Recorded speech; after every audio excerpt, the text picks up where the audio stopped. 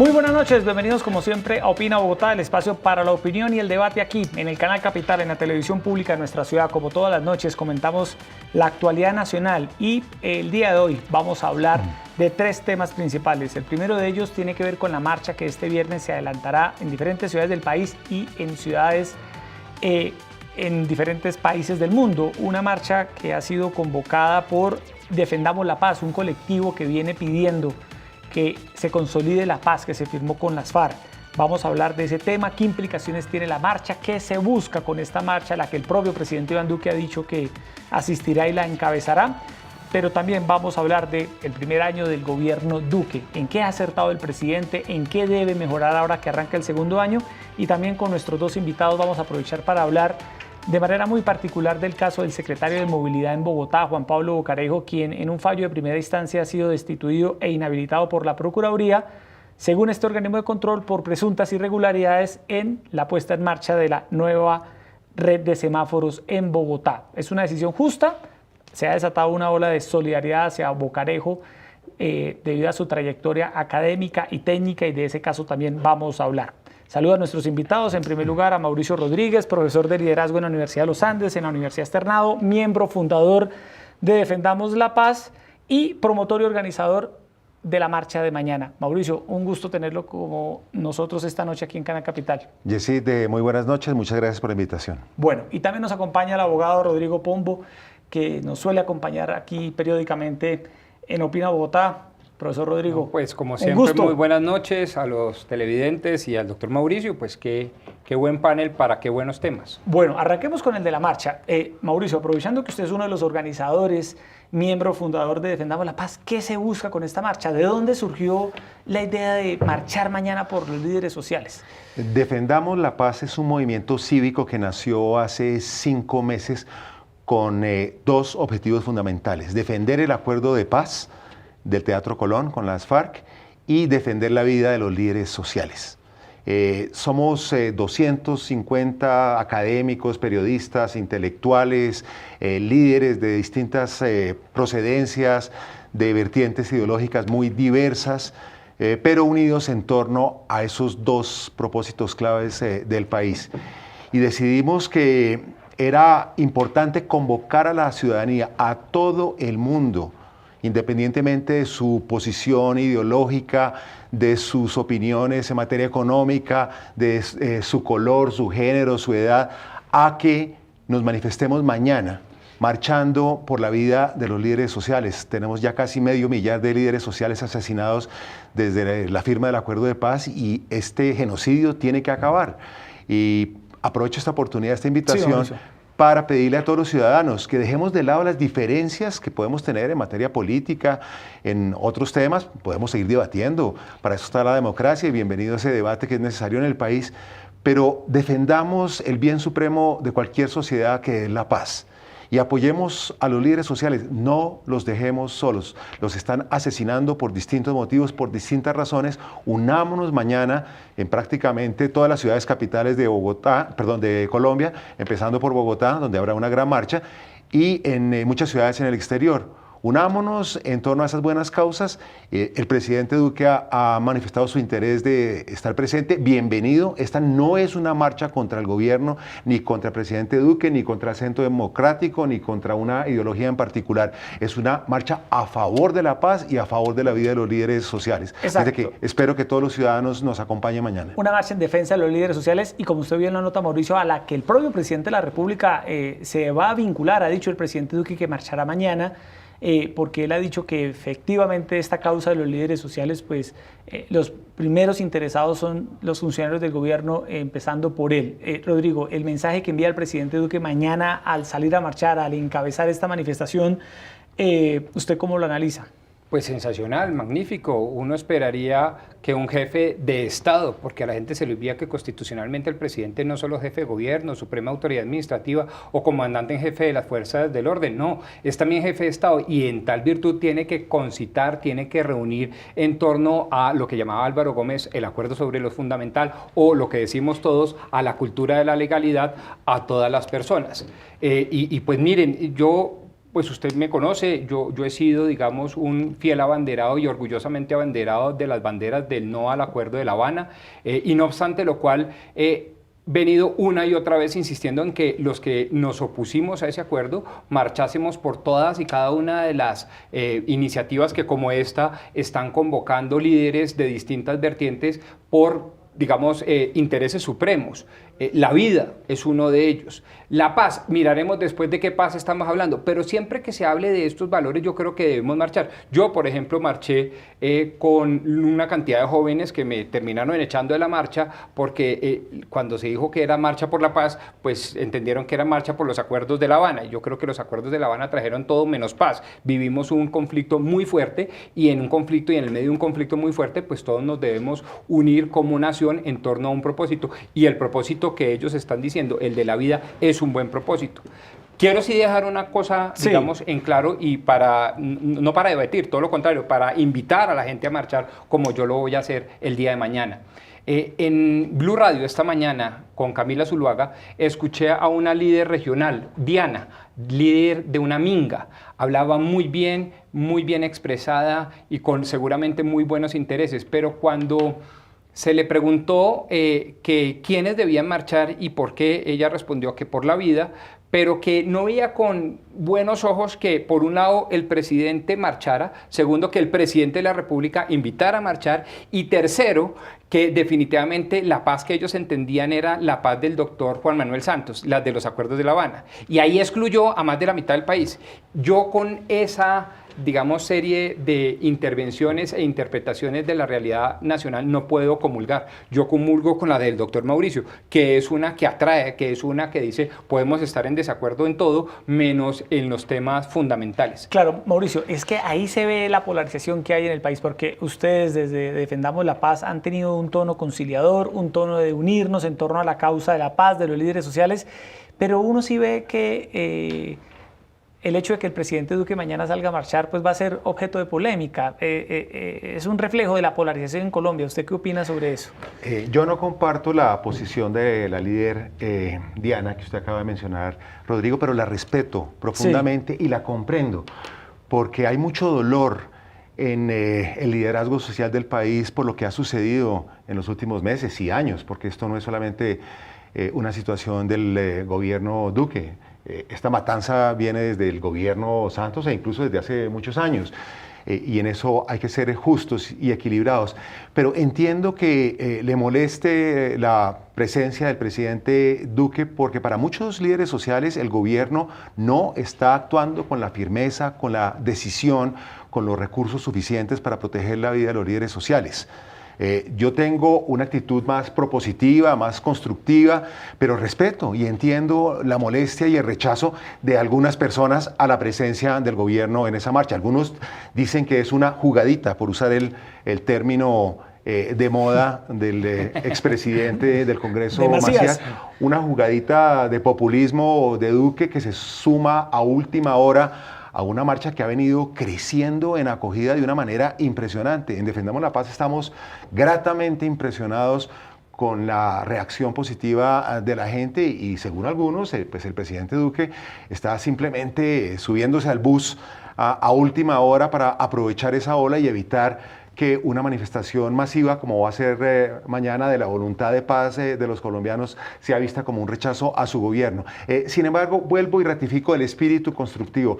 Por favor, dejemos de lado esa polarización, aunque sea por un par de horas. Exacto. Y marchemos juntos por la paz y por la vida de los líderes. Mauricio, usted que tiene un tono conciliador y una voz reflexiva, ¿usted qué piensa de lo que ha hecho el gobierno hasta el momento en atención a los líderes sociales? Uno escuchaba las cifras del profesor Francisco Barbosa, que es el consejero presidencial de Derechos Humanos, que recientemente revelaba que se ha logrado reducir en un 50% el asesinato de líderes sociales. Él dice que la idea es que haya 0 líderes sociales asesinados, pero muestra que hay un avance. ¿Usted qué valoración hace de lo que ha hecho el gobierno hasta ahora?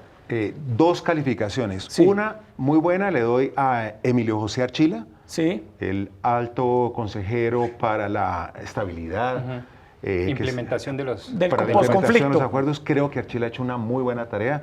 Es un hombre serio, comprometido con la paz. Hay resultados concretos. Falta mucho. es lento el progreso y en eso hay que entender también las críticas de la gente que está sufriendo ese proceso que es muy complejo, pero aplaudo la labor de Emilio José Archila. Sin embargo, no creo que el resto del gobierno esté haciendo el mismo esfuerzo. No estoy satisfecho con la posición del doctor Barbosa, mucho menos con la del consejero para la paz y del propio presidente Duque, de la ministra. Creo que los intentos por no hacer trizas la paz, pero sí ponerle obstáculos, demorar su implementación, quitarle recursos, aguar lo acordado en La Habana y ratificado en el Teatro Colón, etcétera, a mí personalmente me hacen, para entrar en materia del segundo punto del balance del presidente Duque, me hacen rajar al presidente Duque en materia de paz. Creo que lo que ha hecho es insuficiente, inconveniente, nocivo y peligroso. Rodrigo, ¿qué opinión tiene usted al respecto? No, una opinión un poco más optimista, naturalmente. Sí. ¿En qué sentido? Pues es que como a nosotros se nos vendió, digamos, el cuento de la paz y el desarrollo del artículo 22 constitucional, que la paz, pero nunca se definió. El presidente Juan Manuel Santos tuvo básicamente 4 definiciones: desarrollo integral, crecimiento del Producto Interno Bruto del 1.9% después de la firma de los acuerdos, ausencia de guerra, paz con las FARC exclusivamente, mejor dicho, no se sabía a qué paz estábamos jugándole. El presidente Iván Duque es muy distinto. El presidente dijo: para mí la paz es lo que para el mundo entero es la paz, el Estado de Derecho, la cultura de la legalidad. Y en ese sentido y bajo esa óptica, pues el presidente sale bien librado. Y digo especialmente su comisionado de paz, el doctor Miguel Ceballos, y el doctor Francisco Barbosa, quien, entre otras cosas, el doctor Francisco Barbosa fue uno de los grandes defensores del acuerdo de paz y no se le puede, digamos, endilgar militancia pues en el conservatismo más recalcitrante o en el uribismo más radical y sectario, ni más faltaba. Allá en el gobierno, en la Casa de Nariño, hay gente decidida por incluso sacar unos acuerdos con el que el gobierno no estaba de acuerdo. El tema del doctor Archila es más que elocuente. Haber llegado a más de 22 proyectos productivos para darle qué hacer y oficio a los reinsertados, eso es paz. Y eso es paz en las regiones donde más se gritaba y clamaba por la paz. De tal manera que yo sí creo que el gobierno está logrando resultados. Cuando uno consolida el Estado constitucional, social, de derecho, está consolidando a su vez la paz. Cuando uno le habla sin mentiras, cuando uno habla, digamos, con transparencia y, digamos, con coherencia, me parece que está construyendo la paz. Y sobre todo, cuando uno está respetando, por ejemplo, se nos pasa, porque llevamos 200 años, estamos cumpliendo 200 años de vida republicana, se nos pasa por alto que respetar, por ejemplo, la división de poderes, cada loro en su estaca, es decir, el Congreso acá, el Ejecutivo acá y los jueces acá. Eso es una reforma política trascendental. Sí. Y eso se debe a la buena conducta y al buen ejemplo del presidente Iván Duque y su vicepresidenta Marta Lucía Ramírez. Me parece maravilloso. Mauricio, ¿qué debe hacer el gobierno? ¿Qué piden ustedes desde Defendamos la Paz en los temas de líderes sociales, en los temas de paz? Usted dice que el gobierno, salvo algunos funcionarios que estén muy bien precisa, pues es insuficiente lo que se ha hecho hasta ahora en términos generales. En la atención a los líderes sociales, que es el tema inicial de este debate, ¿qué debe hacer el gobierno? ¿Qué se está esperando? Bueno, lo primero que debe hacer el gobierno es dejar de intentar acabar el acuerdo de paz. Lo que hizo el presidente Duque con su ministra al frente en el Congreso y con su bancada del Centro Democrático, partido de gobierno, en cuanto a las objeciones famosas que congelaron la agenda legislativa, que enfrascaron al país en una discusión de meses, fue un atentado contra la paz. Y esa fue una de las razones por las cuales nació Defendamos la Paz, porque dijimos, tenemos que manifestarnos como ciudadanos, porque si no, realmente van a ser trizas la paz. Entonces, lo primero que hay que pedir al gobierno es que deje de insistir en acabar la paz, en ponerle obstáculos, en demorar la implementación de la paz. Y en cuanto a los líderes sociales, yo creo que lo que tiene que hacer el gobierno es tener mayor eficacia, mayor efectividad, mejores mecanismos, más recursos, más fuerza pública, más inteligencia para proteger a los líderes sociales. No es posible que sigan matando líderes sociales prácticamente a diario Como le decía, medio millar, según los cálculos más conservadores. Incluso estaba viendo unas cifras antes de este programa que hacen un cálculo de casi 800 líderes asesinados, depende de cómo se clasifiquen, depende de cuándo haga uno el corte, etcétera, etcétera. Esto en cualquier país del mundo sería un horror, una tragedia, que crearía una crisis política inmensa, y aquí estamos todavía conviviendo con ese desangre, con esa barbarie, y no reaccionamos. Por eso es tan importante la manifestación de mañana. Y celebro de nuevo que el presidente Duque esté ahí presente, porque yo parto de la buena fe del presidente, y yo creo que él está actuando con el propósito de contribuir a esa buena causa. Y para mí personalmente, el presidente, con su presencia mañana en la marcha, asume un compromiso de duplicar los esfuerzos en defensa de los líderes sociales, y espero que haga algunos anuncios o asigne unos recursos o dé unas órdenes o dé mensajes muy claros al interior del gobierno y al país entero de que los líderes sociales son un asunto prioritario de Estado y que tenemos que hacer mucho mayor esfuerzo para proteger su vida. Sí, líderes sociales, Mauricio y Rodrigo, cuyas muertes nos están empezando a sensibilizar y que preocupan porque justamente se vienen dando luego de la firma del acuerdo de paz. ¿Qué está pasando, Rodrigo? El Estado no llegó a esos territorios luego de la desmovilización de las FARC. Estas personas están desprotegidas, estas nuevas bandas criminales están nuevamente tomando el control y amedrentando. Era algo que esperábamos que no volviera a ocurrir, pero está ocurriendo. No, todo lo contrario. Incluso con un tecnicismo que hay que reconocerlo, el gobierno del doctor Juan Manuel Santos advertía que si se firmase y se llegaba a un acuerdo con la paz, el país se tenía que preparar como se había preparado y como había sucedido, por ejemplo, en Centroamérica, a que mutara una serie de, digamos, actos delincuenciales y propios de a quienes no están de acuerdo, digamos, con el tema de paz. Eso no es nuevo, eso está, digamos, replicado de otros países, eso por un lado. Por otro lado, de nuevo, es que nunca llegamos como país a qué entendemos por paz. Si entendemos por paz el cumplimiento de los acuerdos ilegítimos de La Habana, pues estamos fregados. Digamos que si estamos esperando que se cumpla 310 páginas que, según el acuerdo del doctor Santos, hacen parte del bloque de constitucionalidad, es decir, de la propia constitución política, y que, según los entendidos, cuestan 176 billones de pesos. Otros, como el ministro de Hacienda, dicen, no, es un poco exagerado, son solo 170 billones de pesos. Y para darle un margen de magnitud, en el 2019 solo se pudieron invertir 2 billones de pesos, es decir, nos gastaríamos más o menos unos 70 años en implementar esos acuerdos. Pues obviamente no podemos poner todos los huevos en la misma canasta. La paz no son los acuerdos, no. La paz es el Estado de Derecho, un Estado de Derecho que dice no pueden existir ni una muerte violenta, de líder o de no líder. Por supuesto, en este momento estamos hablando con toda la razón de los líderes asesinados, sobre todo en las regiones y en la periferia. Pero claro, un Estado de Derecho parte del supuesto que la vida es sagrada, que es intocable, que el monopolio de las armas está única y exclusivamente en cabeza de las autoridades estatales.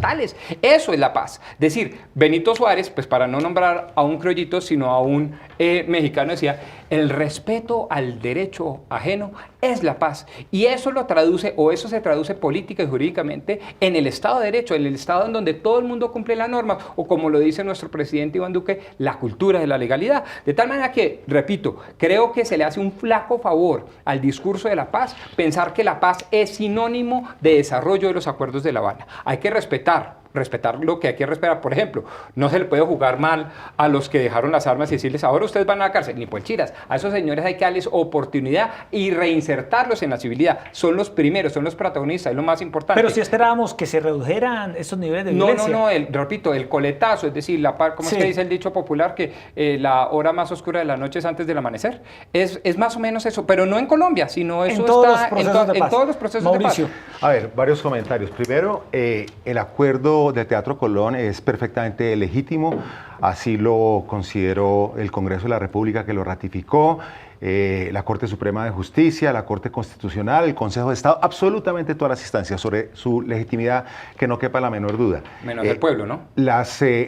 Era un referendo en donde el presidente acoge la voluntad mayoritaria por una minoría muy escasa, pero acoge ese veredicto negocia otra vez el acuerdo y lo somete al Congreso, que representa al pueblo colombiano también, elegido por el pueblo colombiano.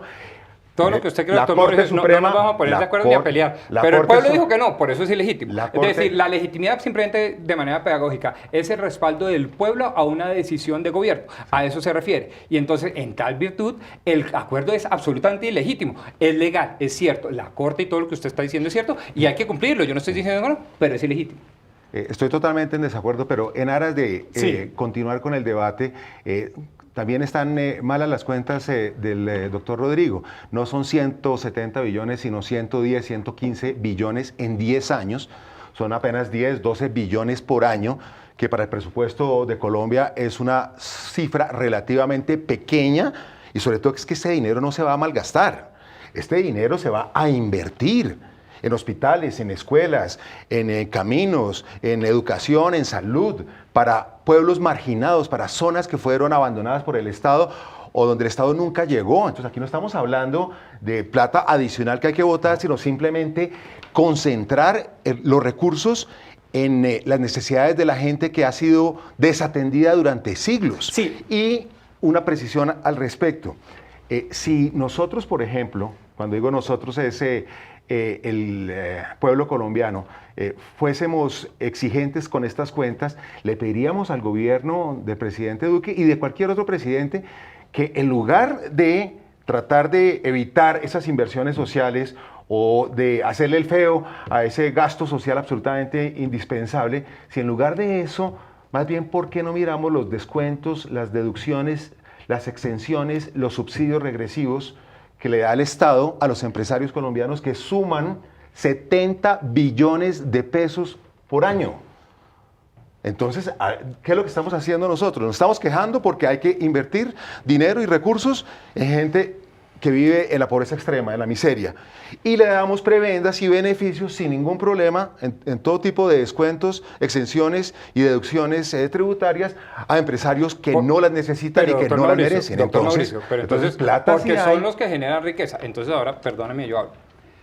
La cifra de los 176 billones de pesos no la di yo, la dio Fedesarrollo. Y repito, esa cifra no está consensada. Pueden ser 110, 170, como dice el gobierno, o 176. En todo caso, es una burrada de plata, ¿sí? Segundo, siempre se dice, el Estado debe invertir en asuntos sociales. El Estado debe invertir en la ruralidad. El Estado debe... Es que el Estado no es una cosa por allá entelequica, una cosa por allá inexistente como si estuviera distinto o fuera distinto a nosotros. El Estado somos nosotros. El Estado, cuando estos señores dicen, el Estado debe, el Estado debe, el Estado debe, significa que usted debe pagar más impuestos, trabajar más duro, pagar más para fiscalidad para que el Estado pueda hacer esto y esto y esto. Y claro, este gobierno está jugado con las políticas que nos prometió en campaña, doctor Mauricio. ¿Cuáles son las políticas que nos prometieron? Si nosotros reactivamos a los empresarios, a los comerciantes, a los agroindustriales, si nosotros reactivamos a la gente que genera más de 13 millones de empleos en Colombia, pues obviamente vamos a poder reactivar la economía. Y si reactivamos la economía, hay plata para todo, incluyendo para la famosa paz.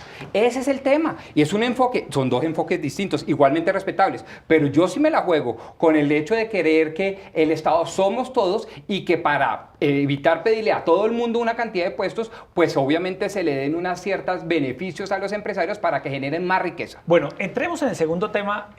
Tiene que ver con los aciertos y desaciertos del presidente Iván Duque en este, que va a ser su primer año de gobierno. El próximo 7 de agosto, el presidente Duque cumple un año al frente del país. Mauricio, ¿en qué ha acertado el presidente a su juicio y en qué debe mejorar en este segundo año? Un comentario sobre el asunto final de las platas antes de pasar a responder su pregunta. Si los empresarios y las personas naturales pudientes pagasen el impuesto a las ventas y el impuesto a la renta que deben pagar y que no están pagando, porque se estima que la evasión y la elusión tributaria en Colombia es del orden del 25 al 35%, tendríamos plata más que suficiente para implementar el acuerdo de paz. Entonces hay que poner a la gente a pagar impuestos y hay que cumplir con esas obligaciones que no se están cumpliendo, y ahí es donde debe estar el foco, que los que tienen que pagar, que los que por justicia tributaria deben asumir una mayor carga porque tienen mayores ingresos, mayor capacidad económica, paguen esos impuestos para que el Estado haga su función redistributiva, que es favorecer a los colombianos que viven en condiciones infrahumanas. Tenemos 3.9 millones de colombianos, no se nos olvide que viven en la pobreza extrema, no en la pobreza, en la miseria, en condiciones infrahumanas, no tienen el mínimo de condiciones para afrontar una vida digna. Ahora, respondiendo su pregunta, aciertos, la verdad, veo muy pocos. Para serle muy sincero, creo que es un gobierno regular, mediocre, es un gobierno que no está haciendo ningún avance prácticamente en ningún frente, retrocesos en mucho, sobre todo en el tema de la paz, en donde es absolutamente tangible, visible, el desgano y el desinterés y la actitud negativa y agresiva frente al compromiso de Estado que hay con el acuerdo de paz. Tal vez la única cosa que sí le voy a abonar y que creo que es un paso importante en la política, y esto lo hemos discutido ya con Rodrigo, es el haber acabado esa relación perversa del Ejecutivo con el Legislativo, de los llamados auxilios parlamentarios, la mermelada, de los cupos indicativos, de la mermelada, una práctica negativa que llevaba varias décadas en Colombia. Yo creo que el presidente ha sido valiente, inteligente en ese manejo. Le abono a la ministra del Interior las dificultades de manejar un Congreso sin ese tipo de relacionamiento que es nocivo, pero al mismo tiempo critico que en ausencia de ese tipo de relación que debe desaparecer, en eso estamos todos de acuerdo, no han sido capaces de armar una coalición con un acuerdo sobre lo fundamental para sacar adelante reformas muy importantes, como por ejemplo la reforma de la justicia que se hundió, o la reforma política que nunca se pudo tramitar. Incluso la ley de financiamiento, la reforma tributaria, se logró por mitades.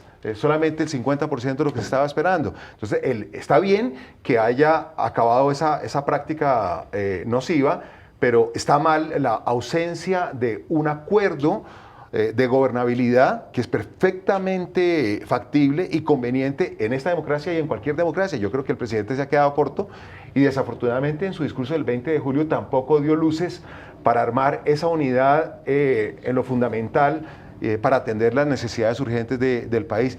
El presidente Duque me sorprendió, Rodrigo, quiero oír sus opiniones, porque yo sí pensé que iba a ser un poco más audaz, un poco más imaginativo, y básicamente nos dijo el 20 de julio que va a ser más de lo mismo. Y más de lo mismo no funciona. Como decía Albert Einstein, uno no puede esperar resultados distintos haciendo más de lo mismo. Y yo sí, francamente, estaba esperando algunos cambios en ministerios, algunos cambios en ese relacionamiento político, y veo que seguimos los mismos con las mismas, y por lo tanto en el segundo año, ojalá no en el tercer y cuarto año, vamos a volver a seguir obteniendo los mismos resultados que son, en mi opinión, muy regulares, bastante mediocres. Rodrigo, su valoración. ¿En qué ha acertado el presidente y en qué no? Permítame empezar con los desaciertos para darle más municiones al doctor Mauricio para esta y otras entrevistas. Muy bien, acá tomo nota. Sí, tome nota. Yo creo que el presidente, digamos, tiene que ponerse las pilas, y cuanto antes mejor, en hablar de 2 o 3 programas entendibles y ejecutables. Uno podía estar en desacuerdo, por ejemplo, con el doctor Juan Manuel Santos, pero ahí tenía sus 100.000 viviendas gratis. Uno podría estar en desacuerdo con el doctor Santos, pero tenía su proyecto de 4ª generación de infraestructura, uno y otro exitosos, con problemas, pero ahí estaban. Y hablaba con programas. Este programa está acéfalo, este gobierno, perdón, está acéfalo de esos programas. Me parece que el gobierno tiene que precisar y ajustar tuercas en eso, doctor Mauricio. Me parece que la apuesta a la cultura de la legalidad es sensacional, es lo que debe hacer ciertamente un jefe de Estado, es lo que la Constitución obliga, pero tenemos que entender una cosa, que a lo que el gobierno se debe, le debe jugar es a la seguridad, porque es lo de su competencia. La legalidad tiene 2 componentes, que es la seguridad más la judicialización de los criminales, y la judicialización no depende de el Ejecutivo, sino del Judicial. Y eso es lo que pasa, por ejemplo, en Bogotá. Entonces el alcalde de Bogotá, el de Medellín, el de Cali, entre otros muchos, se quejan porque ellos hacen un esfuerzo enorme en coger al ladrón y a los 2 minutos un juez los suelta y los vuelve a poner en la calle. Entonces ahí esa apuesta tan acérrima a la cultura de la legalidad, sin diferenciar, me parece riesgosa. Y también me parece que el presidente debe dejar de satanizar voy a hablar las Sí. mismas argumentos del doctor Mauricio en mis palabras, de satanizar la política. Es decir, sí debemos tener en el alto gobierno políticos probos, capaces, y de pronto en los viceministerios y en algunas entidades técnicas a los técnicos. Me parece que en eso hemos exagerado este gobierno, digo yo como si yo fuera el gobierno, han exagerado la nota. Ahora, eso nada desdice de las buenas labores que se ha hecho en tan solo 12 meses. A mí me parece que la gran reforma política, y eso es indiscutible, es dejar constancia histórica de que cada loro en su estaca, de que el Ejecutivo es el Ejecutivo y el Legislativo es el Legislativo. Entonces la gente, por ejemplo, se queja, que es que no hay una cantidad de normas. Pues échele la culpa al Congreso, que es el cargado de las normas, no al gobierno, salvo la del presupuesto, plan de desarrollo, política de relaciones internacionales, que son del gobierno. Me parece, por ejemplo, que esa gran reforma política está compasada de lo que realmente importa a la posteridad, que es el sello histórico de un presidente, lo que llamaban el talante, la impronta de un presidente. Me parece que este es un presidente definido, pero conciliador, que no se ha dejado llevar, digamos, por los radicalismos de uno y otro lado, y que se la ha jugado por la unidad nacional, que es su gran discurso de gobierno, y lo reiteró ahorita el 20 de julio. Es el gran discurso y la gran apuesta. Por ejemplo, me parece que el tema de la agilidad en la tramitología que tanto sufrimos y padecemos todos los colombianos, sin excepción, sobre todo los de estratos más bajos, es un acierto. José Manuel Restrepo, ministro de Cultura y Turismo, sí que ha dado ejemplo de eso. Más de 1.300 trámites derogados. Eso facilita la vida y además engrandece la libertad de las personas. Me parece además que la implantación de los proyectos productivos a los que yo había hecho alusión es un claro ejemplo de compromiso con una paz estable y duradera. Me parece además que jugársela a un desarrollo económico de 3.6%, le baja un poquitico, ahora 3.5% del Producto Interno Bruto, es una apuesta que le debemos jugar todos los colombianos. Me parece que poner a los empresarios, a los comerciantes, a los industriales a hacer riqueza, que es su gran función, ¿sí?, para sacar adelante toda la pobreza de la gran masa societaria, es una buena apuesta. En fin, yo creo que este gobierno va bien, pero tiene errores, como todos. Jessy, quiero complementar con datos concretos para que no Sí. nos quedemos en opiniones subjetivas. El desempleo lleva 9 meses en aumento, 9 meses consecutivos. Claro. Muy preocupante. Claro.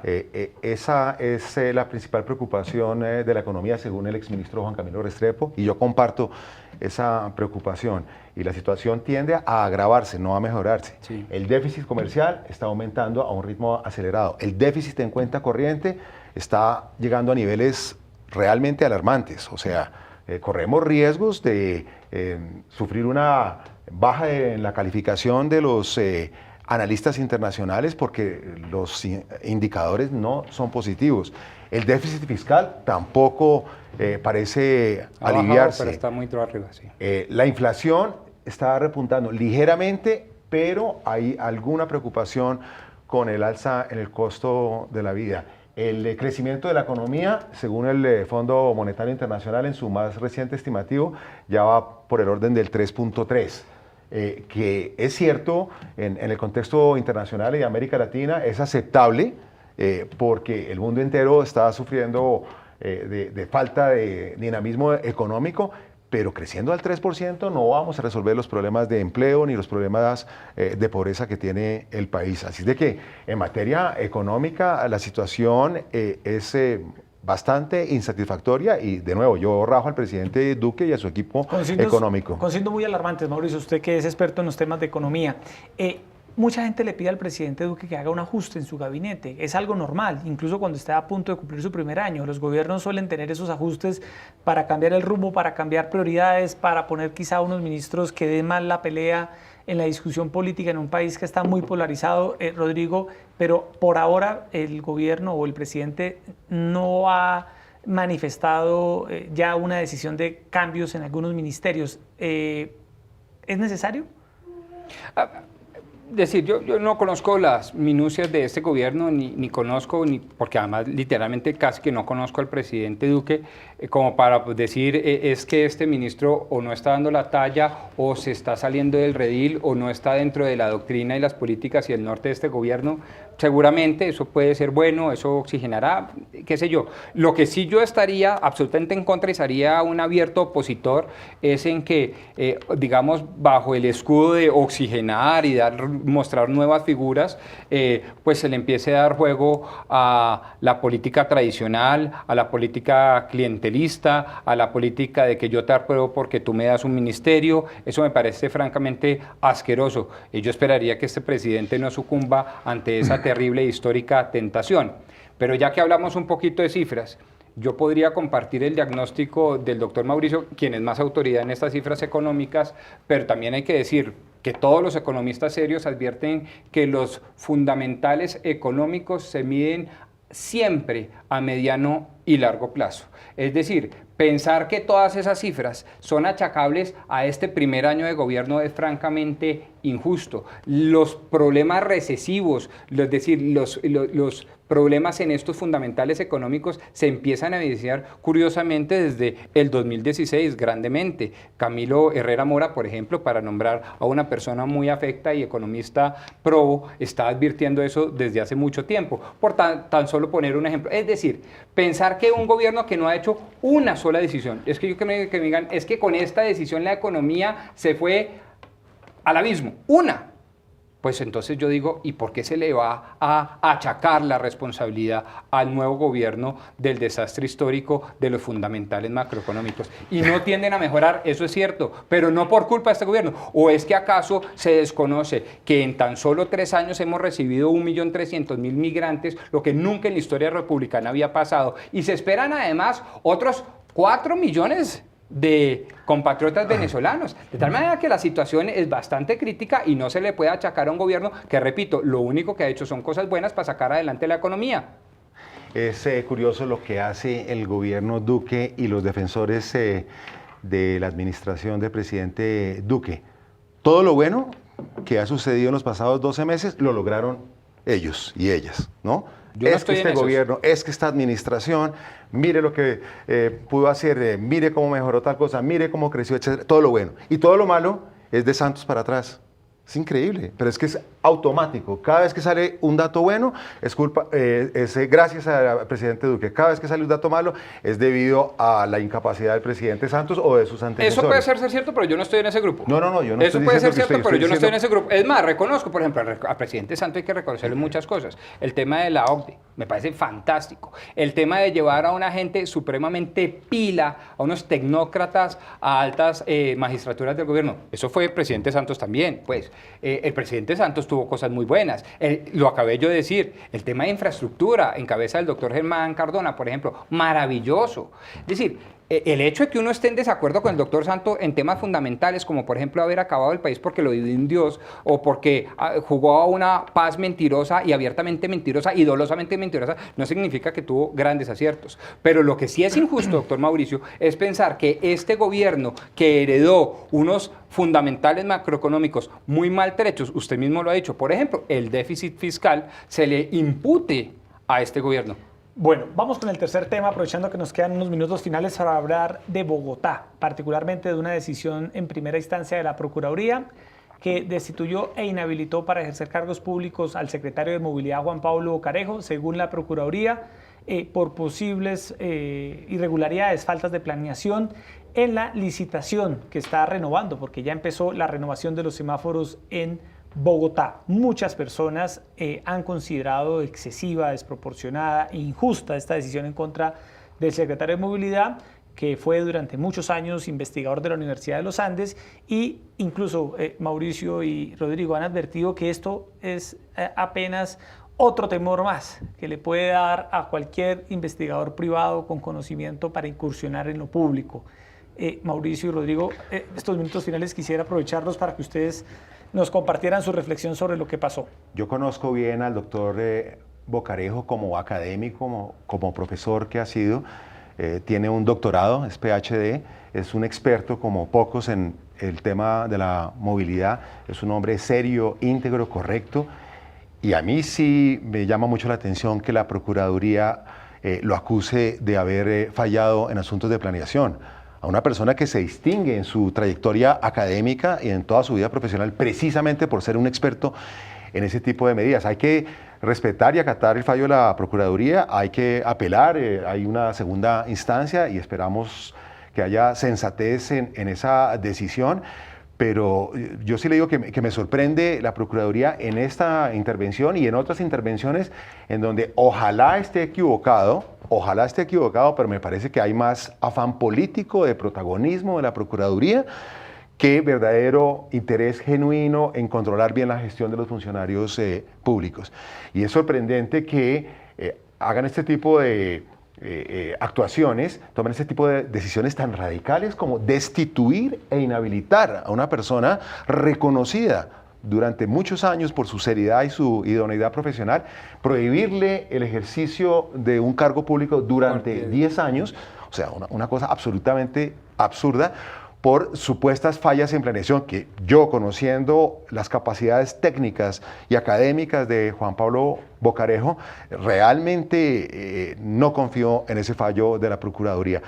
Ojalá haya sensatez, ojalá lo que haya sido es simplemente un error de interpretación, que haya una aclaración de pronto de algún documento, etcétera, etcétera, porque Bocarejo ha sido un gran secretario de movilidad y estoy de acuerdo con el alcalde Peñalosa en mantenerlo en el cargo, en apelar esa decisión y sacar adelante esa licitación que es clave para el país, sí, para la ciudad. También sea oportuno aclarar que la decisión de la Procuraduría no tiene nada que ver con recursos públicos, quiero decir, con hechos de corrupción. No hay nada de corrupción, correcto. Nada de pérdida de recursos públicos, sino tiene que ver con un tema de planeación por el destino que se le va a dar a unos controladores semafóricos de la red vieja, por llamarlo de alguna manera, de los semáforos en la ciudad, y el secretario ha dicho que va a explicar eso ante la Procuraduría. Rodrigo, ¿cuál es su opinión del caso del secretario de Movilidad? Bueno, muchas cosas. La primera, para que este país tenga esperanza al final del túnel, es que comparto con los santistas, los conservadores, podemos llegar a un acuerdo. Claro que sí. La segunda, yo no conozco al doctor Bocarejo, pero tengo la mejor impresión ciudadana. La tercera, no conozco el expediente y parto de la buena fe y del buen juicio y del buen criterio y del buen análisis y del buen estudio del Ministerio Público en cabeza de la Procuraduría.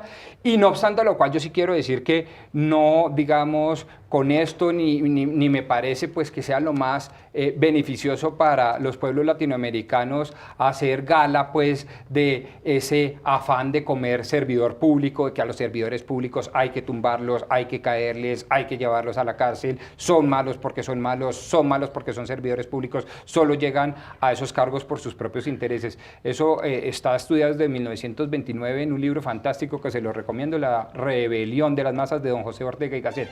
A eso yo le tengo pavor, a esos gritos de masa, a esos gritos de masificación que piden muerte y que piden sangre, cual circo romano, yo le tengo pavor. Sí quiero decir entonces que parto de la buena fe y de la presunción de inocencia del doctor Bocarejo. Y además parto de eso porque, y aquí viene el tecnicismo mío, porque es que este tipo de decisiones nos llevan a algo muy, muy peligroso, y es la coadministración de los órganos de control en la gestión pública. O ahora la judicialización de las políticas públicas. O la judicialización de... Entonces, el doctor Mauricio y yo estamos de acuerdo. Y dijimos, este vaso lo vamos a vender a 100 pesos. Y resulta que usted es órgano de control y dice, no, eso debe haber vendido a 13.000 pesos. Detrimento. ¿sí? Y entonces detrimento y todo. Pero por Dios. Ustedes han visto, por ejemplo, proyectos como Transmilenio por la carrera séptima, el embalse de San Rafael, el Parque Japón, la política de humedales, muchas obras que en estos momentos han quedado en el limbo por decisiones judiciales. Se nos acaba el tiempo. Una reflexión final sobre eso, la judicialización de las políticas públicas, Mauricio. Nefasto lo que está sucediendo, está paralizando la administración pública, está alejando a gente competente al servicio público, está produciendo atrasos y demoras, y los que estamos pagando las consecuencias somos los ciudadanos. Rodrigo, su reflexión final. Lo dice un experto en liderazgo y yo cabalgo sobre esas palabras, queridos televidentes. Y esto es un mensaje para todos los jueces. Es muy grave la judicialización de la política, como es igualmente grave la politización de la justicia. Y esto es un mensaje, queridos miembros de la Corte Constitucional, que seguramente nos están viendo. Su ejemplo es nefasto, es que ustedes están irradiando una cultura organizacional en toda la rama judicial según la cual ustedes pueden decidir incluso en contra de la ley. Ese activismo judicial es supremamente perjudicial para el desarrollo de los pueblos.